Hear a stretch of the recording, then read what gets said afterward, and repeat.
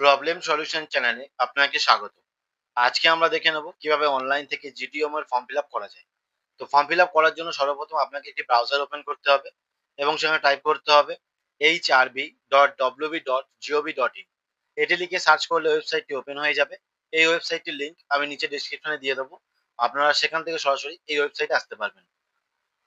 ওয়েবসাইটটি ওপেন হওয়ার পর একটু স্ক্রল করে নিচে চলে আসবেন। নিচে আসার পর এখানে একটি অপশন পাবেন অনলাইন অ্যাপ্লিকেশন। এই অপশনটিতে আপনারা ক্লিক করবেন। যখনই এখানে ক্লিক করবেন পরবর্তী পেজটি চলে আসবে। এখান থেকে আপনাকে লগ ইন করতে হবে। লগ ইন করার জন্য সর্বপ্রথম আপনাকে রেজিস্ট্রেশন করতে হবে। তো রেজিস্ট্রেশন করার জন্য আপনারা রেজিস্ট্রেশন নাও বলে এখানে যে অপশনটি দেখতে পাচ্ছেন এই অপশনটিতে ক্লিক করবেন। যখন এখানে ক্লিক করবেন পরবর্তী পেজটি চলে আসবে। এখান থেকে আপনাকে চুজ করতে হবে আপনি কোন ডিপার্টমেন্টে চুজ করছেন। যখনই আপনারা এখানে ক্লিক করবেন এখানে অনেকগুলো ডিপার্টমেন্ট শো করবে। আপনারা যেহেতু জিডিএম এর ফর্ম ফিল আপ করছেন বা করতে চাইছেন সেক্ষেত্রে আপনারা এই অপশনটি চুজ করবেন। এই অপশনটি চুজ করার পর নিচে যে অ্যাপ্লিক্যান্ট সেই অ্যাপ্লিক্যান্টের নামটি দিয়ে দেবেন এবং এখানে একটি অ্যাপ্লিক্যান্টের ফোন নাম্বার দিয়ে দেবেন এবং এখানে অ্যাপ্লিক্যান্টের ইমেলটি দিয়ে দেবেন। দেওয়ার পর আপনারা সাবমিট অপশনটিতে ক্লিক করবেন। যখনই সাবমিট অপশনটিতে ক্লিক করবেন এরকম একটি পপ আপ শো হবে। সিম্পলি আপনারা এটিকে ওকে করে দেবেন। যখনই ওকে করবেন পরবর্তী পেজটি চলে আসবে। এখানে একটি কোড শো হবে। কোডটা আপনারা দেখে দেখে এখানে টাইপ করে দেবেন এবং আপনারা যে ইমেল আইডিটা দিয়েছেন সেই ইমেল আইডিতে একটি ওটিপি যাবে। ওটিপিটি এখানে দিয়ে দেবেন। ওটিপি দেওয়ার পর এখানে আপনাকে একটি পাসওয়ার্ড সেট করতে হবে। অবশ্যই পাসওয়ার্ডটা আপনাকে মনে রাখতে হবে কারণ পরবর্তীকালে আপনারা এই পাসওয়ার্ড দিয়ে লগ ইন করে আপনাদের প্রোফাইলটি দেখতে পারবেন। তো পাসওয়ার্ড দেওয়ার পর সাইন আপে ক্লিক করবেন।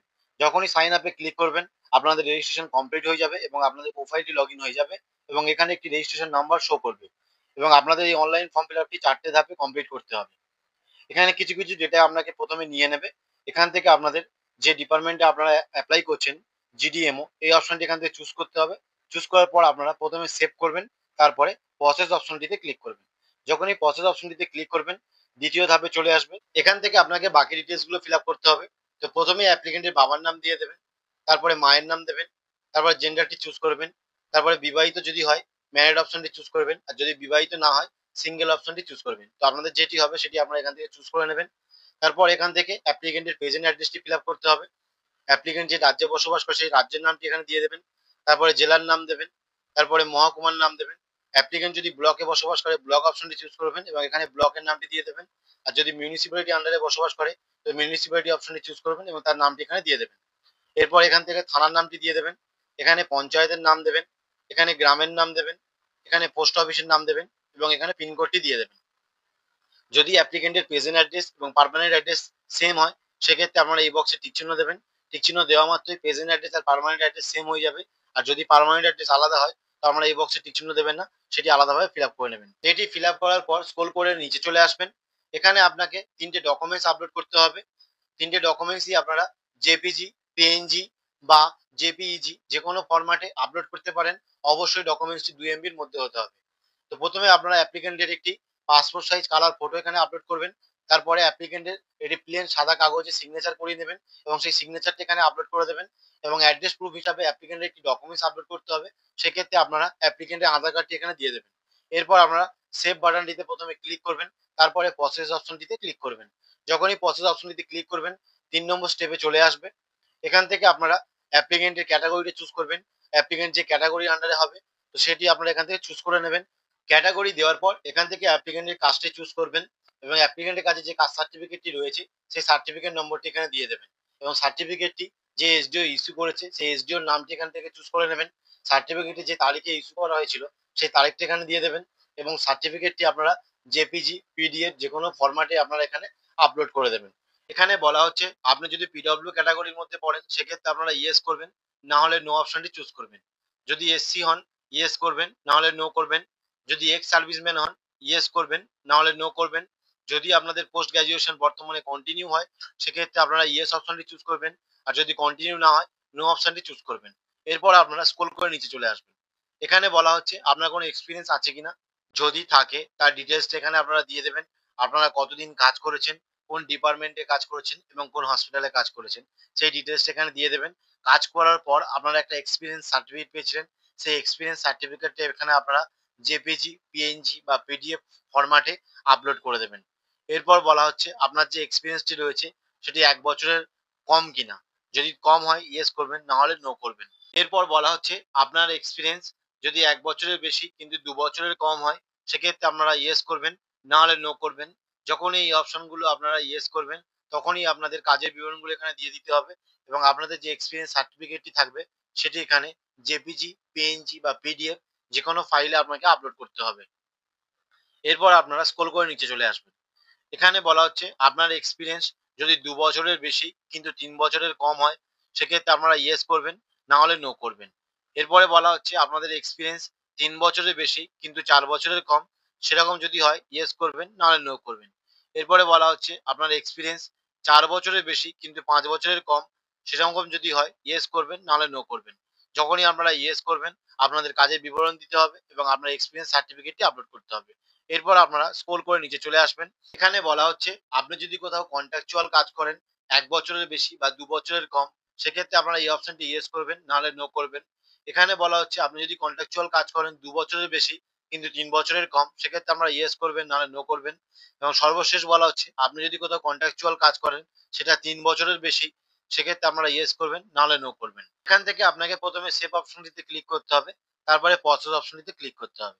যখনই প্রসেস অপশনটিতে ক্লিক করবেন, পরবর্তী পেজটি চলে আসবে। সেটি ৪র্থ স্টেপ হবে এবং এটি আপনার শেষ ধাপ। এটি কমপ্লিট করলে আপনার ফর্ম ফিল আপটি কমপ্লিট হয়ে যাবে। এখান থেকে আপনারা এমবিবিএস ডিগ্রি ১ম অপশনটি চুজ করবেন। এমবিবিএস পড়ার সময় আপনারা যে বোর্ডের আন্ডারে এক্সাম দিয়েছিলেন সেই বোর্ডের নামটি এখানে দিয়ে দেবেন। এখান থেকে আপনাদের রাজ্যের নামটি দিয়ে দেবেন।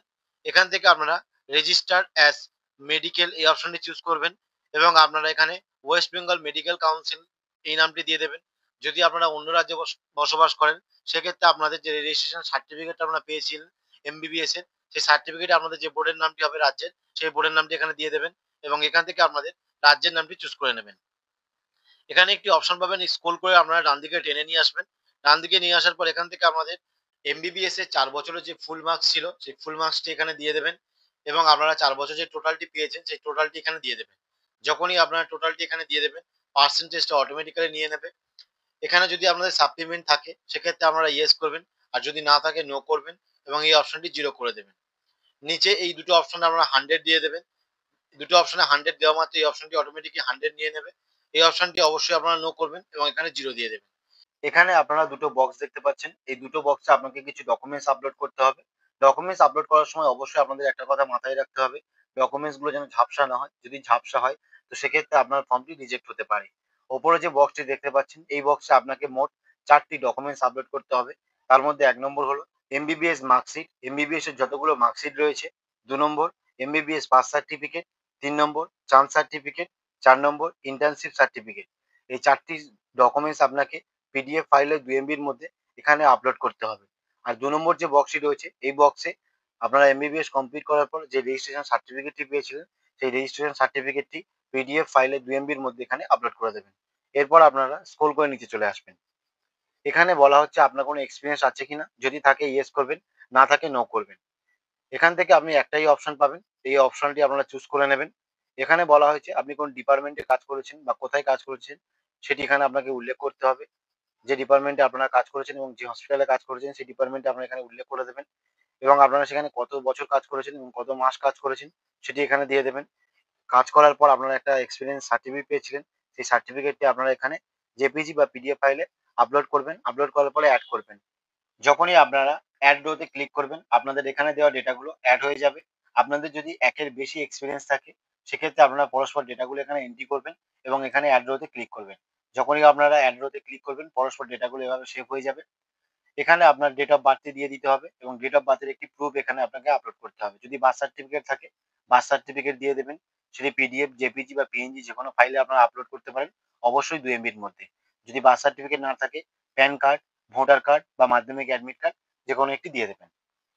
এরপর আপনারা স্ক্রল করে নিচে চলে আসবেন। এখান থেকে আপনারা ১ম এ সেভ অপশনটিতে ক্লিক করবেন। তারপরে সাবমিট বাটনটিতে ক্লিক করবেন। যখনই সাবমিট বাটনটিতে ক্লিক করবেন, পরবর্তী পেজটি চলে আসবে। এখানে আপনার সমস্ত ডেটাগুলো শো করবে। আপনারা একবার মিলিয়ে নেবেন। যদি সবকিছু ঠিকঠাক থাকে, ফাইনাল সাবমিশন এ ক্লিক করবেন। আর যদি কিছু ভুল থাকে, এডিট অপশনে ক্লিক করে আপনারা সেগুলো এডিট করে নেবেন। তো আমার সবকিছু ঠিকঠাক আছে, তাই আমি ফাইনাল সাবমিশন এ ক্লিক করছি। যখনই ফাইনাল সাবমিশন এ ক্লিক করব, এখানে একটি পপআপ শো হবে। সিম্পলি এটিকে আপনারা ওকে করে দেবেন। ওকে করার পর নিচে একটি অপশন চলে আসবে পে নাও বলে। আপনাকে কিছু টাকা পেমেন্ট করতে হবে। তো পেমেন্ট করার জন্য আপনারা পে নাও অপশনটিতে ক্লিক করবেন। যখনই পে নাও অপশনটিতে ক্লিক করবেন, পরবর্তী পেজটি চলে আসবে। এখানে আপনাকে ৳২১০ পেমেন্ট করতে হবে। যেহেতু আমি ওবিসি এপ্লাই করছি, তাই আমাকে ৳২১০ পেমেন্ট করতে হবে। পেমেন্ট করার জন্য পে নাও অপশনটিতে আপনারা ক্লিক করবেন। যখনই পে নাও অপশনটিতে ক্লিক করবেন, পরবর্তী পেজটি চলে আসবে। এখান থেকে সিম্পলি আপনারা এই বক্সে টিক চিহ্ন দেবেন এবং নেক্সট অপশনে ক্লিক করবেন। নেক্সট অপশনে ক্লিক করলে পরবর্তী পেজটি চলে আসবে। এখান থেকে আপনারা প্রথমে এসবিআই ইউপিআই অপশনটি চুজ করবেন। তারপর এখান থেকে পেমেন্ট গেটওয়ে ব্যাংক এই অপশনটি চুজ করবেন। দুটো অপশন চুজ করার পর নেক্সট অপশনটিতে ক্লিক করবেন। নেক্সটে ক্লিক করলে পরবর্তী পেজটি চলে আসবে। এখান থেকে সিম্পলি আপনারা ওকে বাটনে ক্লিক করবেন। তারপর এখান থেকে আপনারা পে নাও এ ক্লিক করবেন। পে নাও এ ক্লিক করলে আপনারা এখানে অনেকগুলো অপশন পেয়ে যাবেন। এখান থেকে আপনারা ইউপিআই অপশনটিতে ক্লিক করবেন এবং এখানে আপনারা দুখানা অপশন পাবেন। ইউপিআই আইডি পাবেন এবং ইউপিআই কিউআর কোড পাবেন। তো আপনারা যে মাধ্যমে পেমেন্ট করতে চাইছেন সেই মাধ্যমটা আপনারা এখান থেকে চুজ করে নেবেন। যদি ইউপিআই আইডির মাধ্যমে পেমেন্ট করতে চান তো প্রথম অপশনটি চুজ করবেন। আর কিউআর কোডের মাধ্যমে পেমেন্ট করতে চাইলে দ্বিতীয় অপশনটি চুজ করবেন। আমি কিউআর কোডের মাধ্যমে পেমেন্ট করছি তাই দ্বিতীয় অপশনটি চুজ করছি। যখনই আপনারা চুজ করবেন নিচে একটি পে নাও বলে অপশন চলে আসবে। এখানে ক্লিক করা মাত্রই এখানে একটি কিউআর কোড শো করবে। কিউআর কোডটি আপনারা স্ক্যান করে পেমেন্টটি করে দেবেন। পেমেন্ট করা মাত্রই আপনার ফর্ম ফিল আপটি কমপ্লিট হয়ে যাবে। এভাবেই আপনারা অনলাইন থেকে জিডিএমএল ফর্ম ফিল আপটি করতে পারবেন। এতক্ষণ সাথে থাকার জন্য অসংখ্য ধন্যবাদ। যদি আপনাদের ভিডিওটি ভালো লাগে লাইক এবং সাবস্ক্রাইব করবেন। ভিডিওটি এখানেই শেষ করছি। ভালো থাকবেন।